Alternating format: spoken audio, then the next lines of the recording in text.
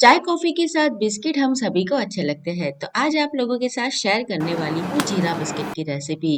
Bakery में से जो बिस्किट हम लेकर आते हैं ना जीरा वाले, बिल्कुल वही टेस्ट वाले बिस्किट आप घर पे बना सकते हैं बहुत ही आसान तरीके से।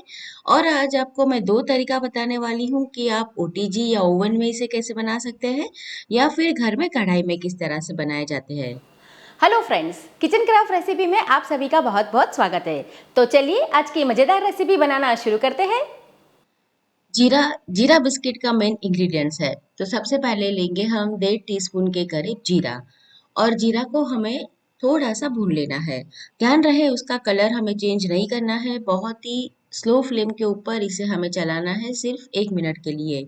अगर ये ज़्यादा भून जाएगा तो इसमें कड़वाहट आ जाएगी और उसका कलर भी चेंज हो जाएगा। तो हमें कलर भी चेंज नहीं करना है और स्वाद भी नहीं।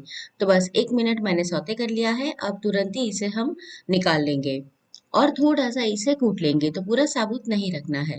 आप चाहे तो इसमें अजवाइन भी डाल सकते हैं, तो 1 टीस्पून अजवाइन, 1 टीस्पून जीरा, इस तरह से भी कॉम्बिनेशन आप ले सकते हैं।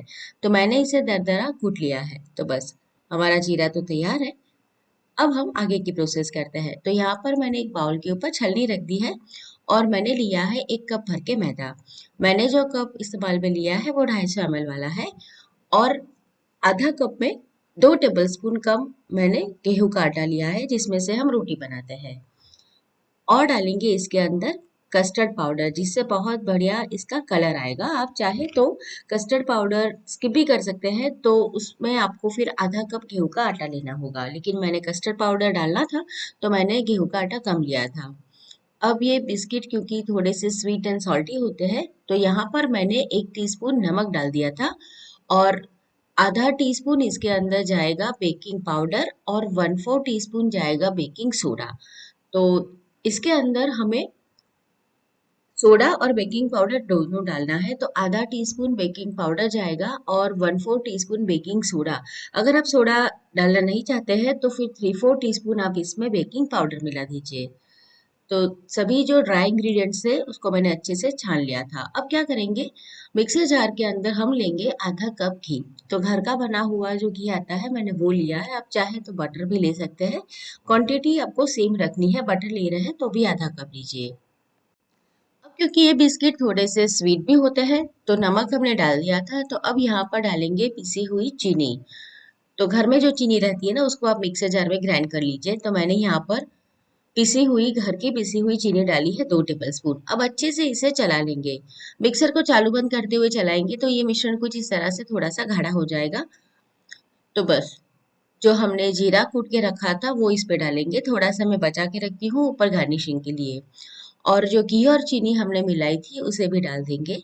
अब इसका हमें आटा लगाना है, लेकिन ध्यान रहे कि जैसे हम रोटी पराठे का आटा गूंथते हैं ना, ज्यादा उसके ऊपर थोड़ा सा प्रेशर डाल के वैसा नहीं करना है। बस हल्के हाथों से इसे हमें सिर्फ इकट्ठा करना है, यानी आटा जो है ना उसको हमें मिलाना है।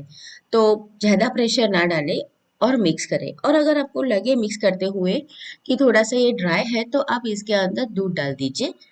तो 1 से 2 टेबलस्पून, 3 टेबलस्पून जितनी आपकी रिक्वायरमेंट हो उसके हिसाब से आप इसमें थोड़ा-थोड़ा दूध मिलाते जाएँ और आटा लगा लें। तो बस आटा बाइंड होना चाहिए एक दूसरे के साथ, उतना ही हमें करना है। तो ज़रूरत पड़ती है तो आप थोड़ा-सा इसके अंदर दूध डाल दीजिए, और ध्यान रहे कि दूध जो है ना वो रूम टेम्परेचर वाला रहना चाहिए, ज़्यादा ठंडा मत लेना।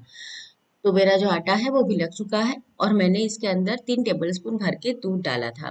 तो बस ये जो आटा है ना उसे हम फ्रीज में छोड़ देंगे थोड़ा सा सेट होने के लिए, 15 से 20 मिनट के लिए। और उसके बाद हम लेंगे एक बेकिंग पेपर। तो यहाँ पर मैंने बेकिंग पेपर लिया है जिसके ऊपर हम आटा बेलेंगे। अगर आपके पास ऐसा पेपर नहीं है तो आप कोई भी प्लास्टिक की पन्नी ले लीजिए, उसके ऊपर घी लगाकर ग्रीस कर लीजिए।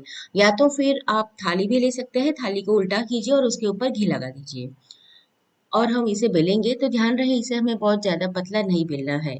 और जब आप बेलेंगे ना तो थोड़ी-सी क्रैक किनारों के ऊपर आएगी।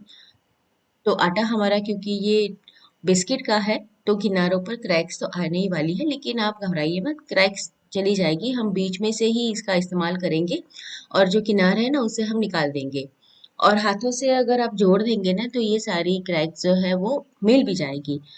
तो बस ध्यान रहे आपको एक जैसा बेलना है, यानी कि अगर कहीं पर मोटा रह गया और कहीं पर पतला हो गया तो फिर बिस्किट बेक होने में क्या होगा कि जो पतला है जल्दी से बेक हो जाएगा। और जो जीरा हमने रखा था वो इसके ऊपर थोड़ा डालेंगे और एक बार इसे चला लेंगे ताकि वो अच्छे से आटे के साथ मिक्स हो जाए। अब आप चाहे तो कुकी कटर से इसे कट कर सकते हैं, आपको जो भी इसका शेप रखना है। लेकिन कुकी कटर हर किसी के घर में नहीं होता है, तो आज मैं सिर्फ आपको आप इसे नाइफ से भी कट कर सकते हैं, तो सिंपल तरीका बता दे रही हूँ। तो किनारों जो है ना उसको हम हटा देंगे, क्योंकि हमें जो बिस्किट चाहिए ना घर में बना रहे, लेकिन बेकरी वाला ही लुक चाहिए। तो किनारे इस तरह से निकाल देंगे और फिर कट करेंगे। तो आपको जिस तरह के जिस शेप में बनाने हैं, आप चाहे तो रेक्टेंगुलर भी बना सकते हैं। आज लेकिन मैं यहाँ पर चौकर बना रही हूँ। अगर आपको गोल बनाने हैं तो आप कोई भी छोटी डिब्बी या डिब्बे का ढक्कन ले लीजिए और फिर उसे कट कीजिए। मतलब कि वेरिएशन आप अपने हिसाब से इसमें कर सकते हैं।